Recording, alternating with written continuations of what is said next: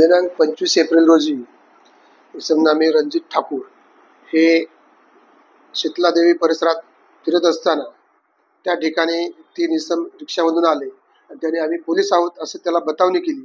त्या बतावणी करून त्याच्याकडून 3,500 रुपये काढून घेतले. तर यामध्ये सध्या शरद सुदाम महाले व प्रफुल्ल चाबुस्कार यांना अटक केलेला आहे.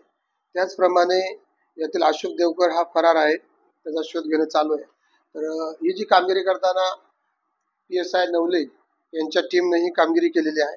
त्याच्यामध्ये PC शेकडे यांना माहिती मिळाली, त्यानुसार त्या माहितीप्रमाणे त्यांनी या आरोपींना ताब्यात घेतलेलं आहे. या कामी त्यांच्यासोबत पोलीस कॉन्स्टेबल सोनवणे, पोलीस हवालदार भोसले, तडवे आणि कांबळे यांनी देखील त्यात मदत केलेली आहे. या प्रकारचे असे जे आरोपीनं कृत्य केलेलं आहे त्या आणखीन काही त्याची अशा कृत्य केलेले असण्याची शक्यता आहे. त्याबद्दल तपास चालू आहे.